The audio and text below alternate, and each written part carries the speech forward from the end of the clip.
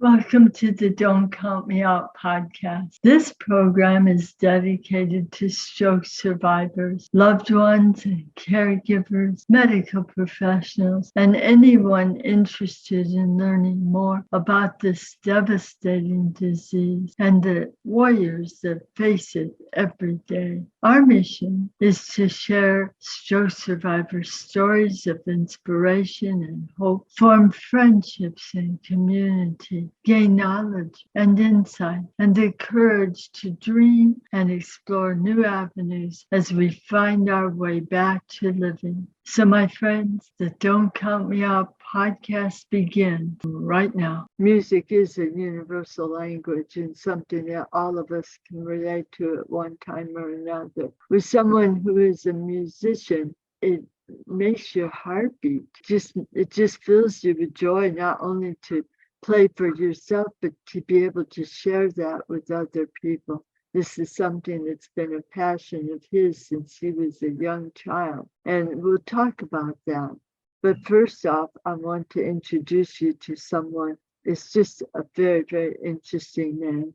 His name is Charlie Weber. Yeah, thanks for having me here. I'm glad we had a chance to meet.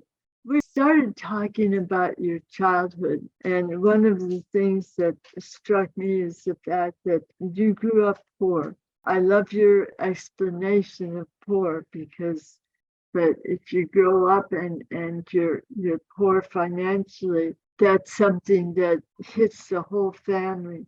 But explain to us how your family came about, even because of that. And I think of your parents as being heroes for what they did. Oh my gosh. Yes, my parents are heroes. And like you said, poor, maybe, or yes, but financially, but not poor as far as family values.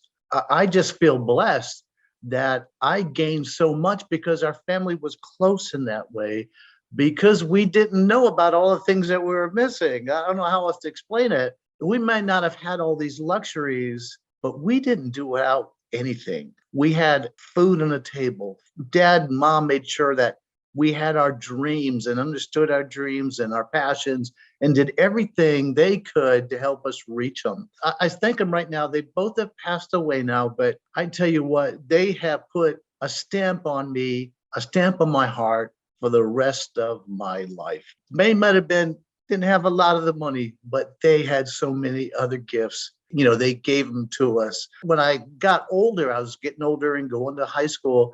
That's when I kind of started noticing those differences, like kids turning 15 and 16 and getting their driver's license and getting cars. I got a bike. And it wasn't even new, but I loved that bike. I took it everywhere. Baseball practices, hockey practices. It got me around town. So I love the life that our parents gave us. As I got older and I joined the military, my parents were so proud of me because they saw what I'd done, where I got to. So we'll just leave it as that, I guess, for now. Poor financially, but values and love overflowing. Let's start back at that time, probably about preteen, when you discovered that you had this passion for guitars and guitar music and really wanted to learn how to play the instrument. Tell the story about how it just wasn't meant to be because of the financial burden your parents were in and not being able to afford to give you either lessons or a guitar.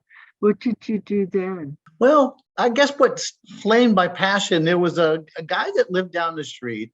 And for some reason on Saturday nights, he used to perch himself in his front yard, his lawn chair, electric guitar and amp. I still remember his name. All right. Bob Gardner was his name. And he'd go out there and play that guitar all night. And he would let me sit there on the ground and watch him play. And I could ask him questions. And I was like, oh, that's when I fell in love with it. I said, I saw what he was doing and how he was playing. I said, I want to do this. And then my friend had an acoustic guitar and he was learning how to play. And so he invited me over to his house. I started playing his guitar more than he did. He was teaching me what he was learning. It might have been his guitar, but you might as well say it was mine because I was playing it all the time. And I did get in a little bit of trouble because I said, hey, can I borrow your guitar for a couple of days and practice on my own? Well, a couple of days turned into a couple of months. And boy, did I get in some serious trouble, but I just loved that instrument so much. I just enjoyed playing it. I didn't care if I was playing it for somebody or I just wanted to play it. I just had a real I don't know, attraction to the music that came out of it. It's just wonderful. Yeah. And then because of everything that you did and because of this attraction during high school, didn't you start playing with a band? No, I never played with a band in high school because I didn't have the gear. Did I visit friends that played? I would sit in with them if that's what I guess that's the musician talk, right? I would try to play what they're playing, and they were well more advanced than I was, but they would let me play. And so that's about as far as that got. Here's how I got my first guitar. I'd love to hear that. Now, I was young when I joined the Air Force right after high school. I went through my basic training, went through my tech school, and I went to my first duty station. And my first duty station was in England, Upper Heyford, England. So you got this young single man in England, and that's where I bought my first guitar. I bought myself a guitar. I had more money. I never seen so much money in my life. I wasn't used to having all that. I hate to say it, but I own 43 guitars today. Oh my gosh. That's how I really got the guitar. And that's when I really started taking off and learning more about the guitar because I'm completely self-taught at the beginning. And I just met so many people in the service that did play guitar, and they showed me many, many things. And that's kind of how I learned by ear at first. And so, the old musicians joke, right? Hey, do you play by ear? Yes, I do. And they really get sore. That's a terrible joke, right? Yeah, that's kind of how the journey started. I do have to say that musicians are very generous with sharing what they know because they realize that if you have that much love and passion, then you share something very special with them. You joined the Air Force. Did you join it with the mindset that you were going to make it a career, or were you going to get your 4 years out of the way? Yeah, that's interesting. That is a great, great question. And I laugh about this still today because really what I wanted to join the military, I wanted to go to college. I really did. Oh my gosh. I wanted to go to the University of Rhode Island, the URI Rams. Maybe to walk on to the baseball team or something. But again, there was no funds to do that. And I didn't have the best grades in high school. So I was too much of a creative kid, too much of a daydreamer, I guess. So that's what all those grades meant, was that you would get into a better school, huh? Who knew? Yeah. And how I joined the Air Force is I went to the recruiting station in Newport, Rhode Island. That's where I'm from. And the only recruiter there was the Air Force guy. Everybody was out to lunch or doing something. So that's how I chose the service. And you're right. I just wanted to do 4 years, get some kind of trade, right? Some kind of career, and then take it from there. So I had the 4-year plan, but it didn't work out so well because it turned into a 30-year plan. When you finished your career with the Air Force, what was your rank at that time? Oh, I was, and I'm proud to say this, I was the highest listed grade that you could have, a Chief Master Sergeant E9. Mm-hmm. And to achieve that, and I wish, again, I'll mention this, I don't mind doing this. I just wish my parents were alive to see it. But I felt they were with me during that pinning ceremony. I really believe they were there with me, and they were very proud of me. Say, look at my son. Yeah. He's done wonderful. Now, while you were in the Air Force, and that was your primary job, music was not far behind. No. Tell us how that fit in. Well, I was playing in a lot of local bands. So I was juggling a military career in logistics and I met band guys, and I was playing in a lot of different bands, local bands, wherever I went. And somebody tricked me, and this rascal, we're still great friends today. So if he hears this podcast, he knows I'm talking about him. Todd Hartwell. I'll never forget this. He's an excellent piano player, and he was also a musician in the Air Force. But he said, "Hey, look, our band has been asked to back up some vocalists for a bass talent show. And this bass talent show takes these winners to the next level. And the whole goal is to make what they call entertainment team called Air Force Tops in Blue. And they select a new cast every year. Think about America's Got Talent or American Idol. It's kind of like that time frame. And so I said, okay, we've got to learn a bunch of songs. And a lot of these guys sang country music like Garth Brooks. And so we learned it and we backed up these performers. It was a wonderful night. And then he looked at me and he said, we're going to the next level in the competition too. What the cat hair are you talking about, Todd? And he said, well, I entered us in the instrumental group category. I said, oh my gosh. And keep a long story short, we kept winning every level of the competition. So next, we're in Panama City, Florida, the big Civic Center there, big stage, and we're competing for the Tops in Blue competition. And we got selected. I got selected as the guitar player. He got selected as the keyboard player to perform in Air Force Tops in Blue. And we're like, oh my gosh. So that was the first beginning of actually going on a professional world tour. And we went everywhere you can find an Air Force base and plus more. and it was a lot of work. If you ever looking to lose weight, that is an excellent diet program. Go on a world tour for a year. But it was a great experience. It's one of my fondest memories of all the opportunities that I had in the Air Force. Wow. Now you also were an opening act for a number of top talent. When did that happen? Well, yeah, we're going to have to back up the timetable a little bit. This is before I competed for Air Force Tops in Blue. This is like all those bands that I played in. And one band was very exceptionally good. And the name of the band was Rick Atkins and the County Line. And they were based out of Niceville, Florida. I was stationed at Herbert Field in Fort Walton Beach at the time. And I auditioned for this band. And I guess they felt sorry for me. They say, hey, we like the way you play. We want you to be our new lead guitarist. And so this is a very popular band in the area, always in the paper. And so since we had a pretty good high ranking and a good following, we were always asked to open for big acts that were coming into town. Lee Greenwood did a show at Eglin Air Force Base. We were asked to open that. The funnest one, it was the funniest one ever. We opened up for Hank Williams Jr. and the Bama Band. Oh my gosh. Now that is a bunch of serious character.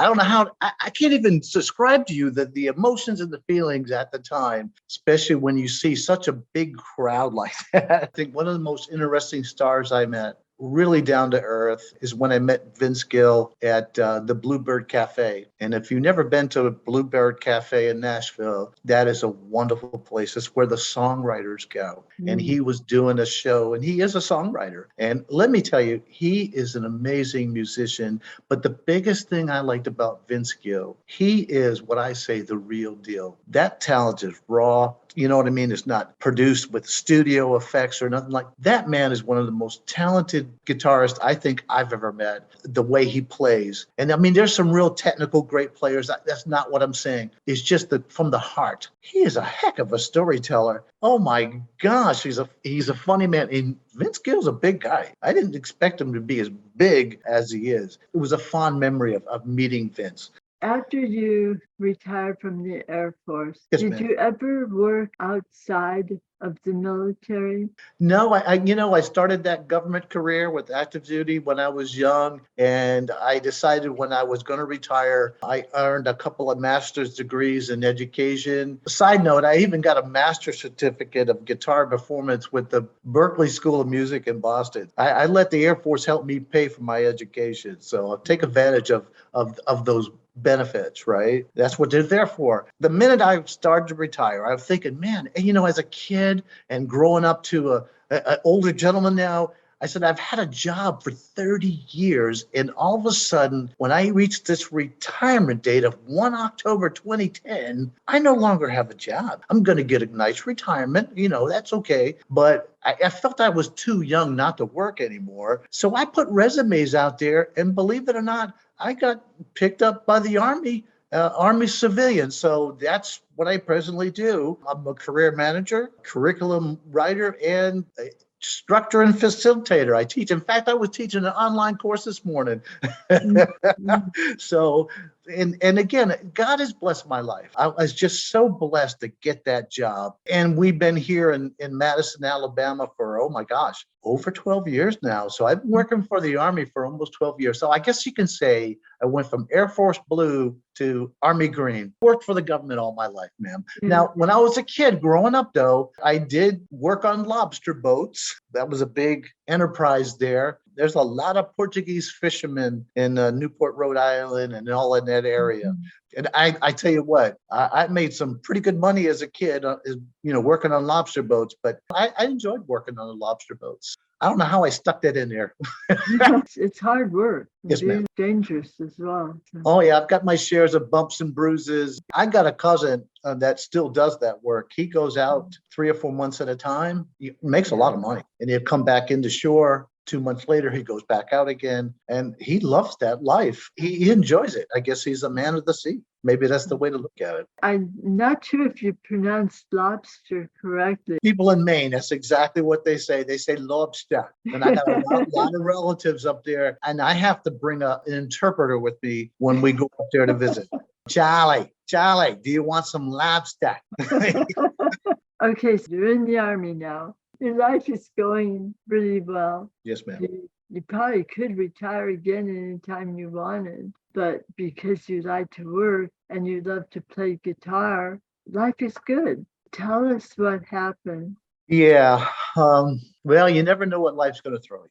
Something happened to me I thought would never happen. I quit doing the bar scene and playing with bands, and I started playing in church, probably around 2011, 2012. And I love playing guitar in my local church. It's just such a great experience. And they put up with me.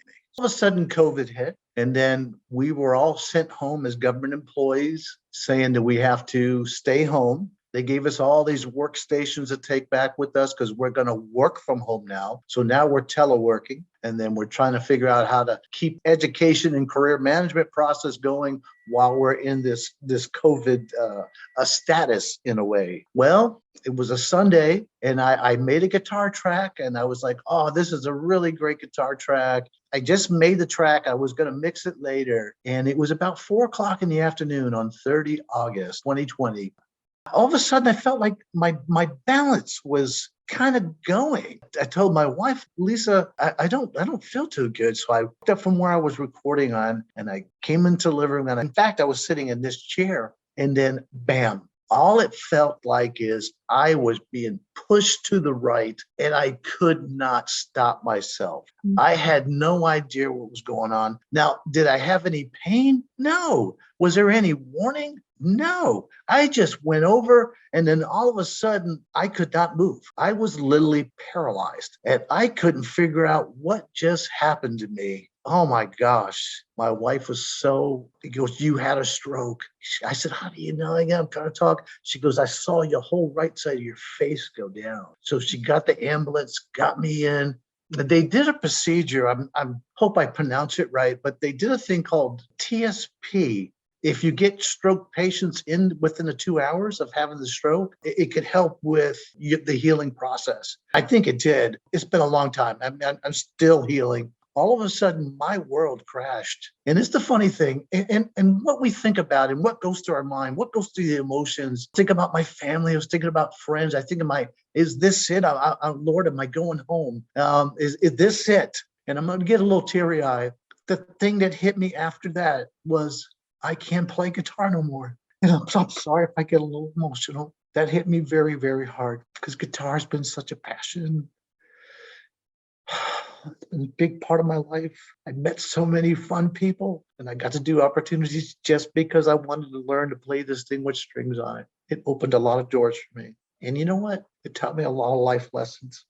It took a long time before I picked up guitar again. Over a year after my stroke, even during that process and trying to heal and work therapy and go through all the emotional things we go through, all the pain things that we go through, everything that we go through as stroke survivors. And I like to say stroke warriors, not stroke survivors. We are stroke warriors. And it says right there on my shirt, I am officially a stroke warrior. The thing about it was I had no courage to pick up my guitar, but it was my therapist, young girl. She says, well, why don't you? And she talked to me like, why? What's holding you back? Do you realize that that could be good therapy for you? And I said, I won't be able to do the things I used to do. It's going to hurt too much. I don't know if that's true or not. I don't know that. I'm not going to promise you, but you never know unless you try. She looked me straight in the face. It was like God was talking straight to her, using her as a vessel. So when you saw that first video I sent you, that's when I first picked up the guitar. I've been driving and working ever since, and I've kept a weekly video diary to share with friends and family because they want to know how you're doing. And I said, well, here's how I'm doing. This is what's important to me. And I'm on week 54, from week 1 to week 54. And look at this. I'm getting wrist movement back. I got you know what? The guitar was actually a blessing, and it's helping me with recovery and therapy. That I don't know how else more to tell you that story. I'm just so joyful. And guess what? Since I haven't played in church in 2 years, I recently went back to church and started playing lead guitar in church. Was it like I was? No. But every week I play, it gets a little better, and a little better. And they're noticing it. Hey, you're adding more to the music like you used to. And I said, oh man, so you can't help but get encouraged. I really want to say is I want to thank our God and our Lord and Savior, Jesus Christ, because he always gives us the promise of hope and grace. That never goes away. He said, I'm there for you. I'm there and I will be with you. And believe in me, put your burdens on me, leave your burdens at the cross, and I'll show you the path. And amen. He really has. The difficult part about that is we're used to praying for what we want. Yes. And we have already made up our minds as to what the outcome should be, because we know what it is that we need. Yes, ma'am. It's difficult to sit back and turn over our prayers to God and allow him to work it in his time and in his way.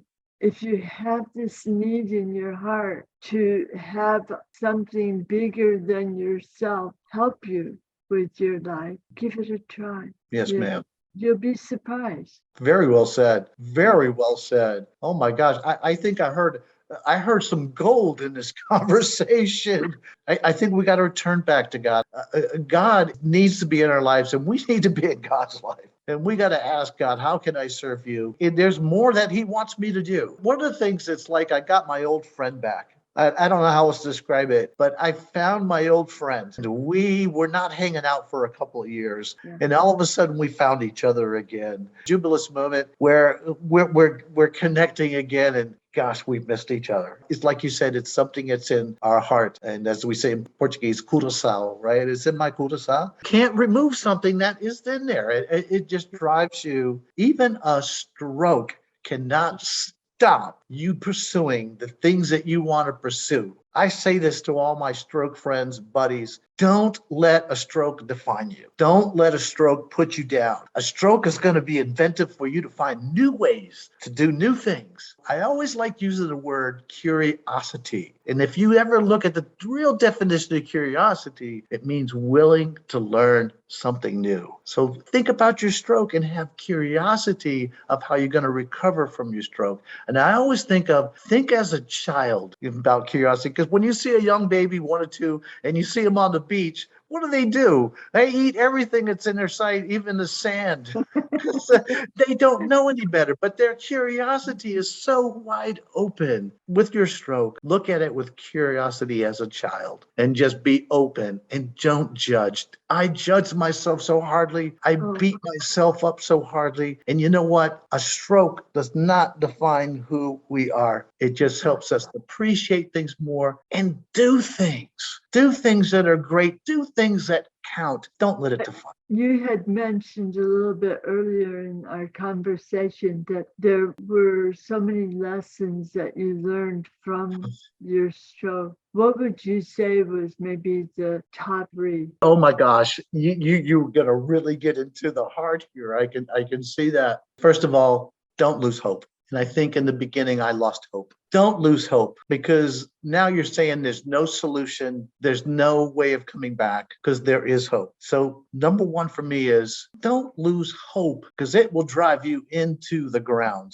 It will drive you into deep depression, and it'll hurt your recovery. You got to be positive. Got to be positive. The second thing, this may sound a little bit odd, but meet other people that have had strokes. Gain from their wisdom. That's what I learned. I learned listening to their stories helps me to kind of relate to what I'm doing and how I can get through this as well. And there's a Saturday group that meets every Saturday in the afternoon, and they're called Stroke Buddies, Guitar After Stroke. But it's actually a bunch of musicians that play all kinds of instruments, and we all get together on Zoom like this, and we just talk about our recoveries, the things that we're doing, the music that we're trying to play, and we share videos with each other. We might even start an online band. I don't know. That would be interesting. So learn people's stories. Don't be afraid to hear other stroke stories, and share your stroke story. So the more you talk about it, the more you're going to get smarter, and you're going to have wisdom about it. And again, it's going to help you with your recovery, help you to move forward. Third thing, and this is the number one thing I should say, even though I'm saving it for last, is have faith. Don't ever lose your faith. God loves us. Jesus Christ died for our salvation on the cross, and that's the truth. Don't lose your faith. Don't lose your belief in God. Pray, ask, seek, find. It will help you. Look, I'm moving my hands. I was completely paralyzed on this side, and I owe it all to God. This is who saw me through it. The ultimate physician. And there's probably many, many more lessons I've learned. Those are the first three I thought of, but the number one is don't ever lose your faith. Faith will get you through. It's a great way to put it, and thank you for sharing that with us. It's very difficult. I know a lot of conversations I've had with people, especially when they've been depressed, because they may not ever have the use of their hand again, or be able to walk again. And to be able to accept that as a part of your life, well, then you find yourself asking, okay, what am I supposed to do? Am I supposed to just lay in this bed and have other people wait on me all day long, and I can't do anything, and people can't understand me when I talk, and things do get very dark. But if you spend enough time in thinking about it, praying about it, trying to figure it out, or just waiting to see what comes to you, you may find that there's something that you can do. Maybe you're surrounded by younger children, and you'll get those little knee hugs. Boy, that just fills your heart with the love that you need at that time. So there's always some way that you can be a part of life again. Sometimes it's just harder to find it. So. It's a battle. It's a battle. It is a battle you can win. I saw a story about a young man on YouTube, and he's a guitar player. Now, I lost my picking hand. He lost his fret hand. And that's where all the magic really happens, I think. He said, I'm not giving up. And he just started going. It took him 7 years to learn to play guitar again. And if you ever saw him playing on YouTube, you would never know he had a stroke. In the video that you sent, you show several of the different lessons and the things that you've gone through week by week. And with the first week, it was very difficult for you to get your hand to move. And tell us a little bit about what you had to do. It's not pretty. No, and as you can tell from the video, first of all, it wasn't much the physical thing for me. I had to get past the emotional part of that, right? Because guitar's been such a part of my life, and I have such a passion for it. Once I got past that and said, okay, I'm going to play, my hand was kind of stuck in a curl like this, and my thumb was kind of just, it was just stuck like this. And I couldn't move no wrist. This arm would just stay like this. And all the movement was basically in my shoulder. So when I picked up a guitar, I had to turn the hand and I try to use the thumb to strum the strings, but it was like a motion like this. And I think you even saw it in the video. And I tell you, that was so difficult. And it still hurts right now trying to do that. That's how it all started.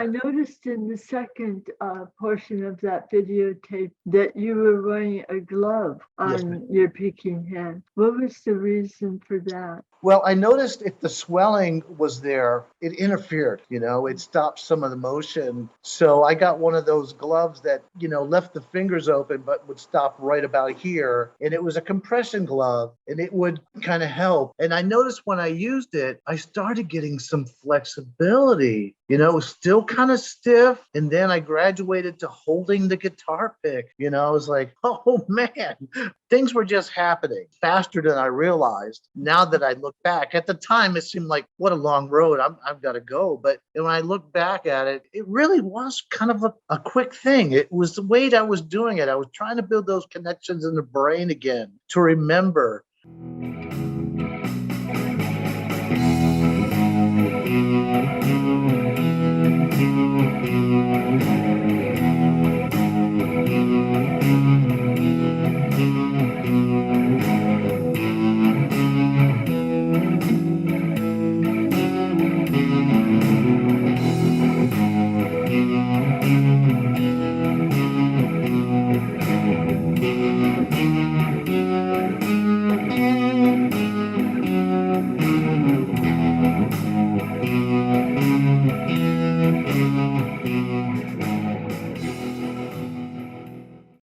When I played guitar, I never looked at this pick hand. Never. It just knew right where to go. It was connected to me. And all I had to worry about was that fretboard. So I never. And if you notice now in my videos, I'm staring right at my pick hand, if you notice. So I got to get used to.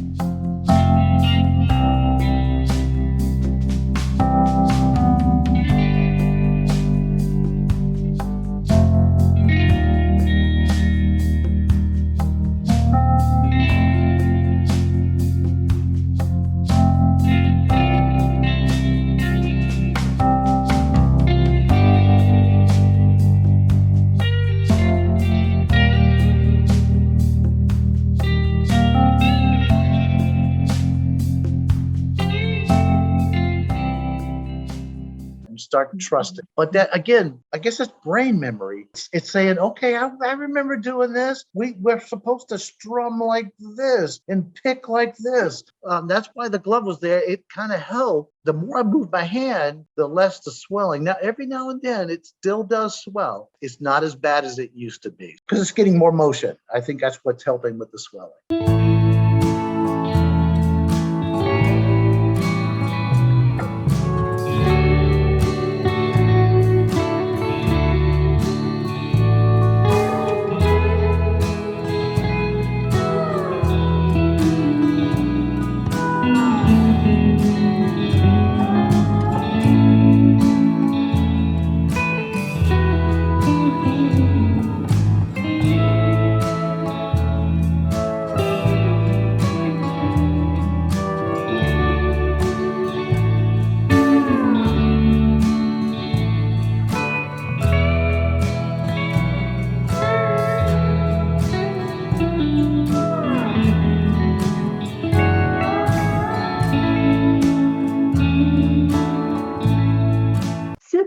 possible if someone is ambidextrous and you may not even know you are until something like this happens, would you be able to transfer and start to use the fret with your opposite hand?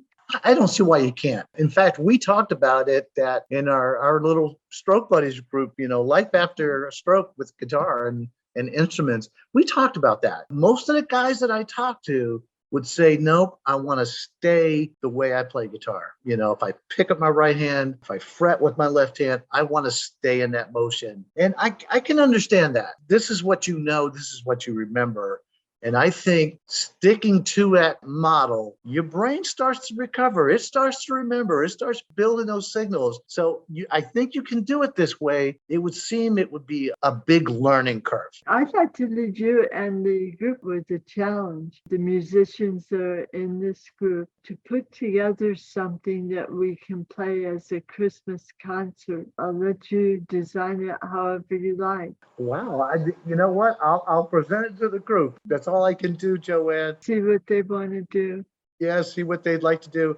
I think you're going to get some eyebrows. A Christmas concert. So the performance in them make them light up like a Christmas tree. Guys, if anybody would like to come and see this group, if you play an instrument, you've had a stroke and you're trying to work the recoveries and find out different tips and things, what people are doing, please join us. It's called the Stroke Buddies, just life after guitar. I don't know why they added that piece at the end, because there's all kinds of keyboard players and it's wonderful. So if you're interested, the moderator's name is Ismail. Ismail has a slogan, and his slogan is, I will shred again.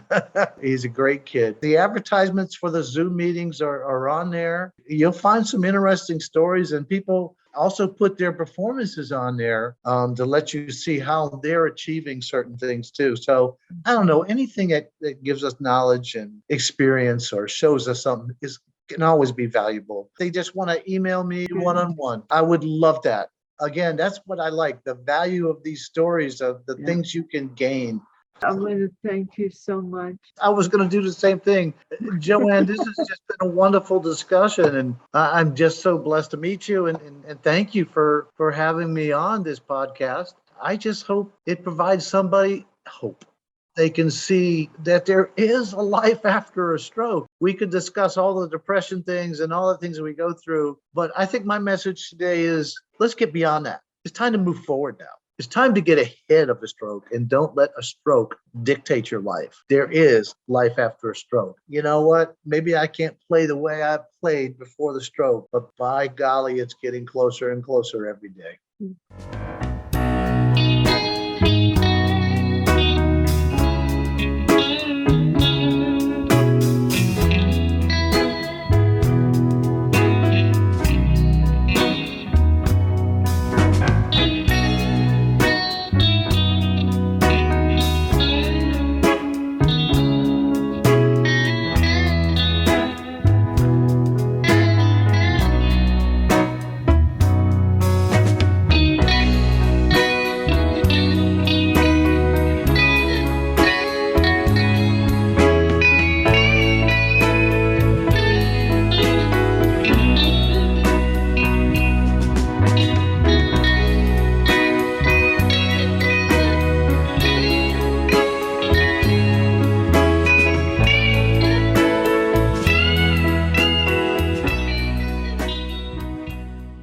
Thank you so much for being our guest. I tell you what, if you don't mind, I will definitely, with your permission, pass that on to them. Share your story, and that's what we need to do.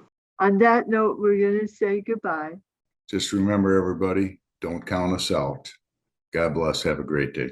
Bye-bye.